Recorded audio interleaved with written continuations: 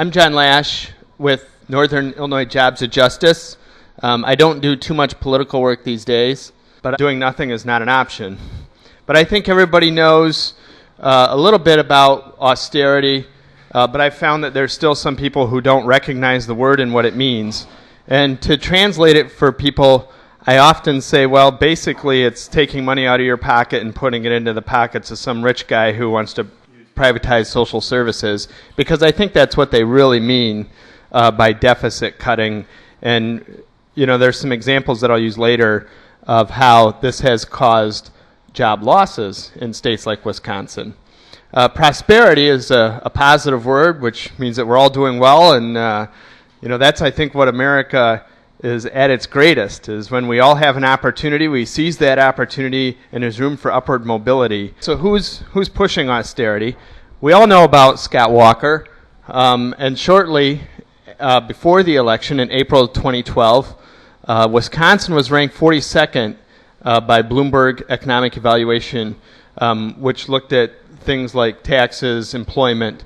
And one of the things that factored in was that Wisconsin lost almost 17,000 jobs under Scott Walker's austerity programs. And he had claimed that he would create 250,000 jobs. So there was slight discrepancy there.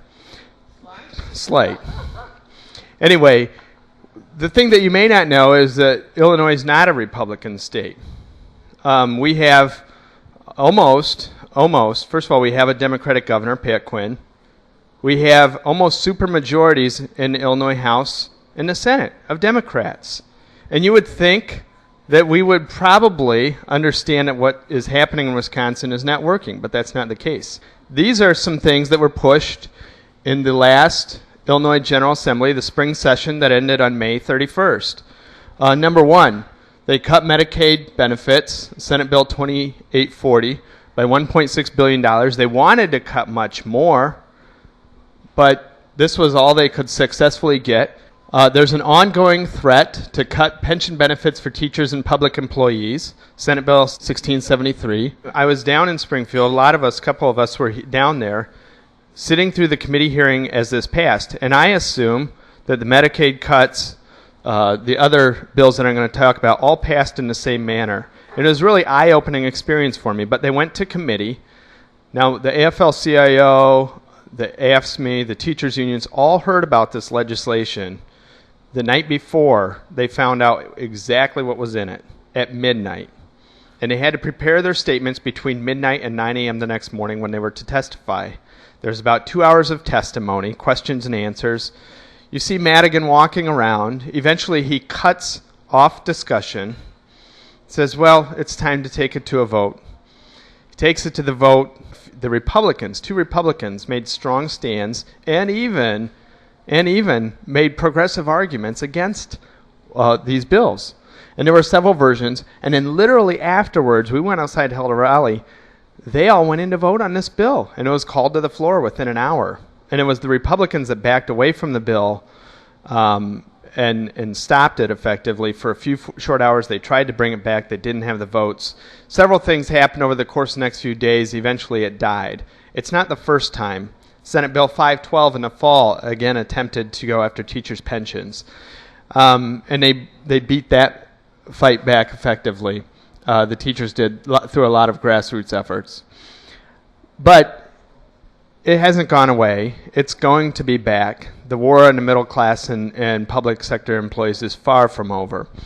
What they did successfully pass, one, is a Illinois amendment to the Illinois Constitution, House Joint Resolution Constitutional Amendment 49. This will be on the ballot this November when you get to go vote. I hope you vote no.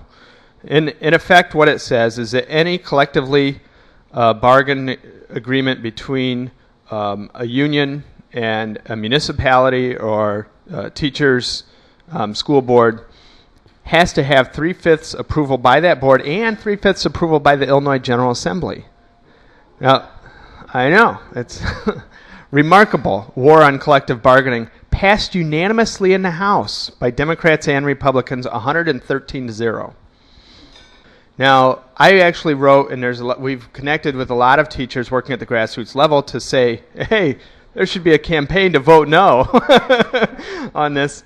And there's some people within union administration that are saying, well, don't worry, we'll get yard signs out 30 days before the election. Well, a lot of the grassroots activists are doing what I'm doing, which is coming out and saying, hey, could you please vote no in November? Because a lot of people don't even know about this legislation, or that there's an amendment to the Constitution. But if we have an informed electorate, I think we can probably beat it, because sometimes people don't go to the bottom of the ballot. The other one was largely targeting AFSCME workers, Senate Bill 1313. AFSCME fought back hard.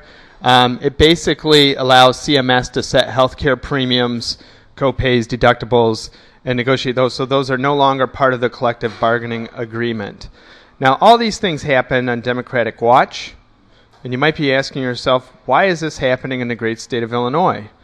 Well, not only are they cutting for the poor, they also have these enormous handouts that are going to the wealthy. I think everybody heard about Sears Roebuck and Company that was leaving the state of Illinois, so they called the General Assembly up and said we'd like $15 million in tax breaks over the course of the next 10 years. They got it. They still closed down 5 facilities in Illinois.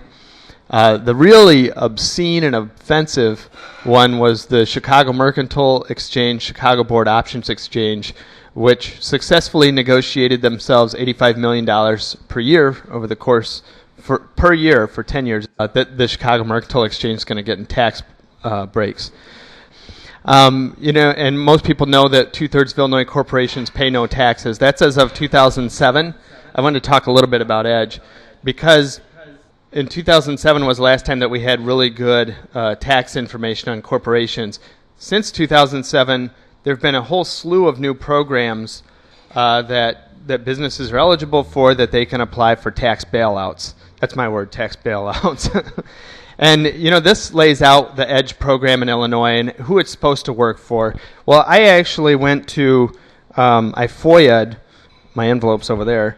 I sent a Freedom of Information Act to the state of Illinois, to DCEO, and I asked them, about these tax breaks and who's getting them in the city of Aurora, what companies are, qualifying for EDGE.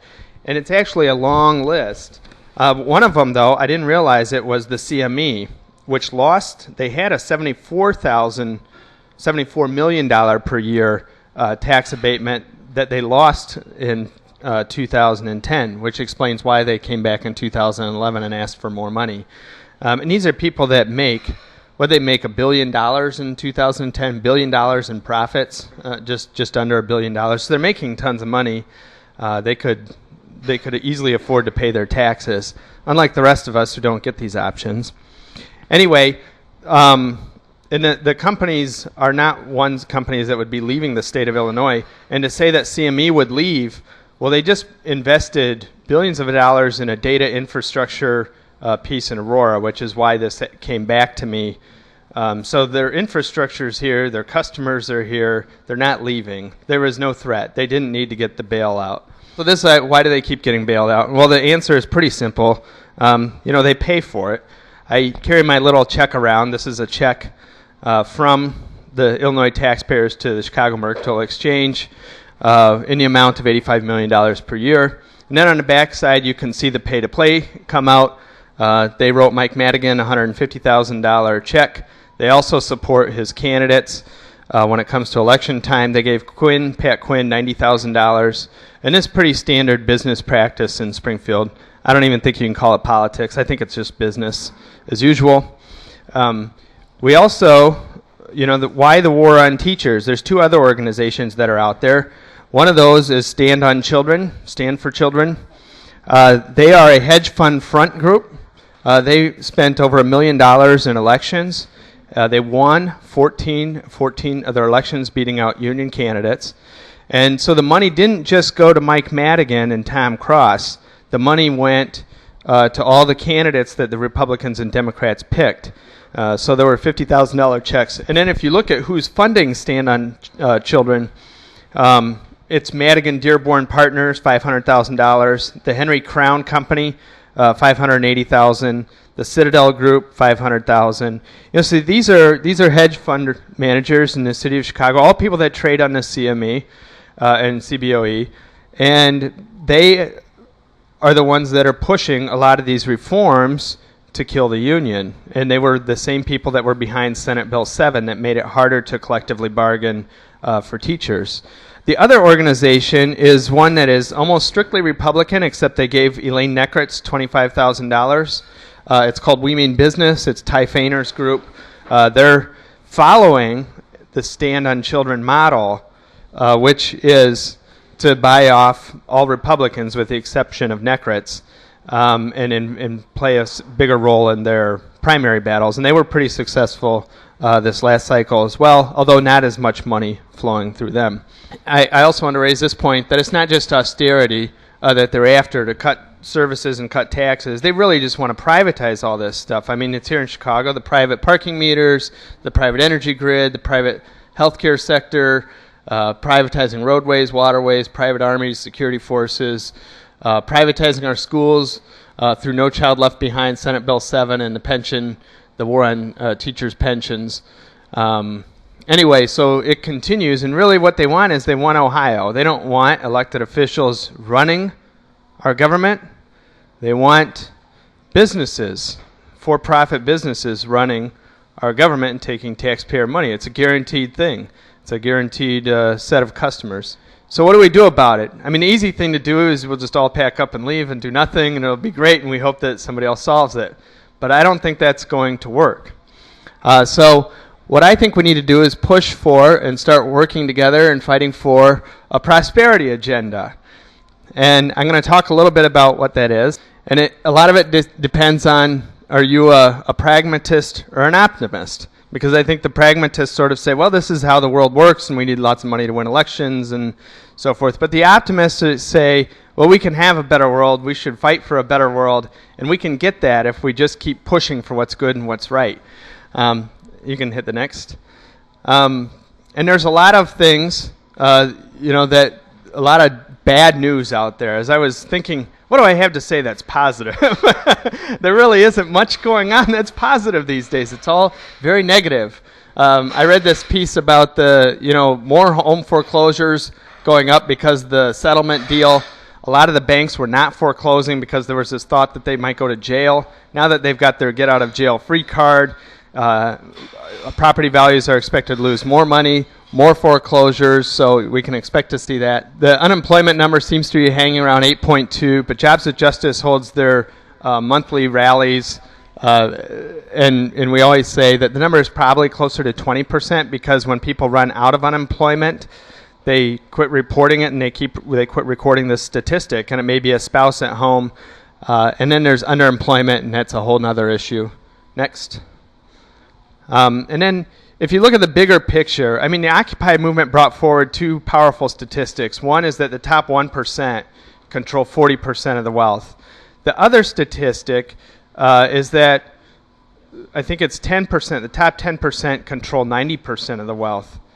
And, they're making this austerity argument that we really just need to squeeze that last 10% of wealth out of people, their property values, their pensions, and everything else, in order to create jobs. I mean, that's their whole argument, is that we need that last bit of change at the bottom. And at the other end of the spectrum, we've seen that CEO salaries in 2011 increased by 15%. They increased by 28% in 2010. So, I mean, this is classic, the rich getting richer, the poor getting poorer. Next. And then this is what I want to say, can we start working together on? And initially, I started doing this whole thing just pushing for the speculation sales tax. And then I thought, and it's not my thought alone, it's Bill Barkley was pushing, well, we should stick with the progressive tax structure. And these are two of his, graduated income tax, that if we had a graduated income tax similar to what they have in Iowa, we would have $16.2 billion in new revenue. And if we had a progressive income tax similar to what they have in Wisconsin, that would be $3.6 billion in new revenue. The speculation sales tax is the Wall Street tax on the Chicago Mercantile Exchange, the Chicago Board Options Exchange. It's a $1 tax on the contracts traded at CME. The average contract is $255,000, so $1 on the sale and $1 on the purchase. And then that would generate roughly $6 billion in new revenue every year. And the third idea is the idea of a public bank to increase home ownership, stabilize the housing market. And there's a number of great things that a public bank could be. I'm not going to go into it. Expanding Medicare. These are the things that I think we could do, is expanding Medicare at all, use this money for it, green building programs, fair trade agreements, and I'll talk a little bit about that if I have time. But so, the big question is, how do we get there? Well, okay, I used to think that politics was the way. I mean, I started for Kucinich, worked for David Gill, and then I ran myself. I've since changed my way of thinking a little bit, and I am following we've just got to get out in the streets and demand what Tom was talking about. And, the Occupy Wall Street, the Occupy Wall Street was a great movement, I think, and so was Wisconsin. I think there was one thing that was missing from Occupy Wall Street, and it's a clear set of demands. I've seen many comparisons to Egypt, and the other thing is we haven't really hit the bottom of the barrel. They really haven't come for that last 10%. We have this little bit of wealth and the illusion that we'll somehow be ultra wealthy. But go ahead with the next slide, because I want to talk about some things that we've been doing, JWJ, and this is a very exciting and very positive story.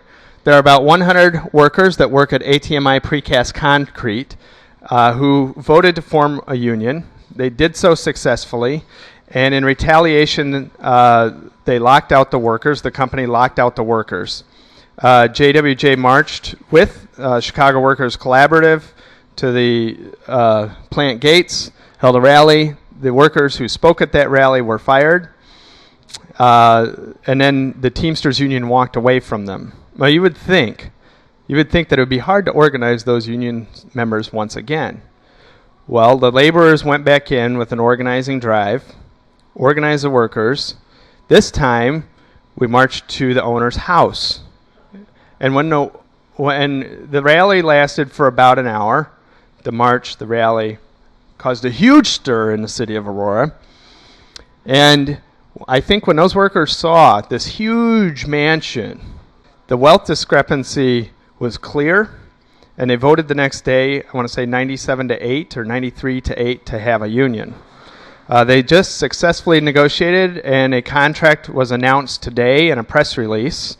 They negotiated a 4% pay raise over the first year. They get almost all of their health care benefits paid for, and then there's incremental increases over the next 3 years.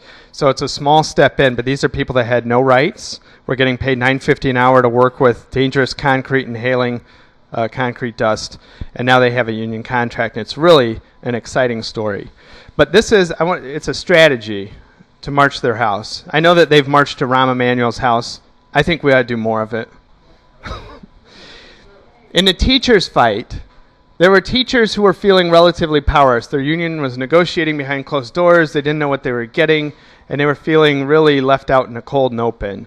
And as Arlene pointed out, teachers get trampled on. They're just getting trampled on and oppressed time and again. They're always the whipping boy for what's wrong with education. Well, it must be the bad teachers. They've even got lawmakers repeating this now. And this gave them an opportunity. And instead of going to lawmakers' houses, they went to their offices. And we took our occupation and our demand to their offices. And it caused a stir. This is one in Naperville. And this woman did vote no, both on the committee. She was on the pension committee, and she voted no when it came time to vote for the actual bill. So we think we're being moderately effective. It's hard to judge. Tom Cross... we went to Tom Cross' office, and we started using our big checks and who paid who. And it's starting to turn into an effective strategy. And whether we influence the pension debate or not is hard to say. But what we did do is give teachers a voice and get an opportunity to say that teachers don't get Social Security. This is their only retirement. And it's not fair and it's unjust to take it away. And I think that as we move forward as a movement demanding our prosperity agenda, we should do more demanding at lawmakers' offices. And so this is sort of where I'm at. This is a Frederick Douglass quote, that power concedes nothing without a demand, never did, never will. But the most fascinating part of this quote is the end of it, actually. It's the thing that I found most interesting. And he says, find out just what any people will quietly submit to, and you have found out the exact measure of injustice and wrong which will be imposed upon them. And these will continue till they are resisted with either words or blows, or both. The limits of tyrants are prescribed by the endurance of those whom they oppress. And I thought this was fascinating because it says that we get to decide how much oppression are we going to take, how much economic injustice are we going to take. And it says that we have, this responsibility to step up. And so I think that as I continue to push forward, this is going to be where I am, because resolve matters. Saying no matters. And when they try and give us these corporate Democrats and whatnot, I say, well, we just say no. Tell them, hey, we're not going to vote for them. In fact, Labor actually told the Democratic Party of Wisconsin, we don't want Barrett. We're not going to work for Barrett. We don't want him. And they still didn't listen. Nobody bullied Barrett out of the race. I mean, he was still the hand-picked guy. But I think that it's important to recognize, and the right certainly understands this, I believe, because they are the consistently sticking together and saying no. They are the effective party of no, and they're also very good at unifying. But anyway, these are the thoughts that I wanted to share. We've already had a pretty good discussion about what's next, but I think that's pretty much it in my presentation. There's a lot more that we've done, but I'm hoping that we can keep working together for a prosperity, not austerity agenda, start to define these terms and start to demand better. So thank you.